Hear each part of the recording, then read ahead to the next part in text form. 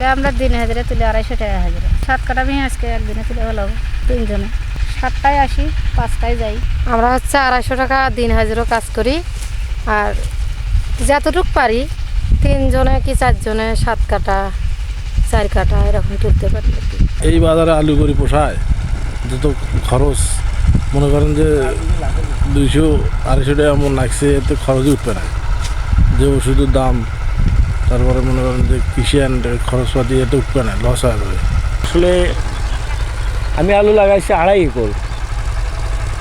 যে হারে খরচ এই খরচে যে আলুর বাজার, এটা কোনোভাবেই সম্ভব নয় যে আসলে আমাদের আসল টাকাটা উঠে আসে। কারণ আলুর বাজার, আজকের বাজার আপনার 320, 30, 40 এরকম বাজার। এখানে উৎপাদন যা হবে সর্বোচ্চ 60,000 টাকা হবে পার বিঘা প্রতি, মানে 50 শতকে। আর আমাদের খরচ প্রায় লক্ষর কাছাকাছি, 1 লক্ষ টাকার কাছাকাছি। সেই ক্ষেত্রে কোনোভাবেই সম্ভব নয় আলুর বাজার এই অবস্থায় থাকলে কৃষক আর কি মোটামুটি তাদের টাকাটা অন্তপক্ষে তুলে আনতে পারতো। যদি এই অবস্থায় কোনোভাবেই সম্ভব না। যদি আমরা বলি আমরা কৃষক পর্যায়ে আমরা কিছু বললে, আমরা আসলে খুব ছোট মানুষ, আমাদের কথা সরকার শুনবে না বা বোঝেও না। সরকারের মতোই চলে। তো যাই হোক, আমরা আশা করি আলুটা যদি একটু বাইরের দেশে পাঠানো যাইতো, মোটামুটি হয়তো আলুর বাজারটা আমরা 400 বা 450, 500 টাকা পাইলে মোটামুটি কৃষক একটু হলে এটা লাভবান হইতো। 15% জমিতে লাগাইছি, খরচ হয়েছে 15,000 টাকার উপরে।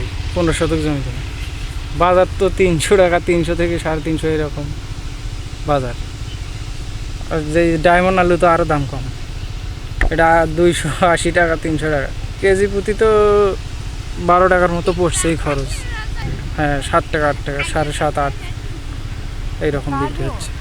লস তো হচ্ছেই, লস তো 2 বছর হলো হচ্ছে অনেক। এবছর পীরগঞ্জ উপজেলায় 6,830 হেক্টর জমিতে আলুর চাষ হয়েছে, যা গতবারের তুলনায় প্রায় 400 হেক্টর কম। আমাদের 7,200 হেক্টর লক্ষ্যমাত্রা ছিল। ইতোমধ্যে প্রায় 3,025 হেক্টর জমিতে আলু কর্তন হয়েছে। বর্তমানে বিভিন্ন বাজারে যে আলুর ক্রয় মূল্য বা পাইকারি দাম, সেটি 350 থেকে 360 টাকা পর্যন্ত চলছে। কৃষক পর্যায়ে এই আলুর দামের বিষয়ে আমরা কৃষি বিভাগ নিরলসভাবে কাজ করে যাচ্ছি, যাতে কৃষকরা ন্যায্য মূল্য পান। বিশেষ করে যারা যে সকল ব্যবসায়ী বিদেশে আলু রপ্তানি করেন, আমরা তাদের সাথে যোগাযোগ করছি এবং কৃষকদেরকে প্রশিক্ষিত করছি যাতে আমাদের এই আলুটি বিদেশে রপ্তানি করা যায়। এবং রপ্তানি হলে আশা করছি যে আলুর যে বাজার মূল্য, সেটি অনেকাংশেই বাড়বে এবং কৃষকরা লাভবান হবে।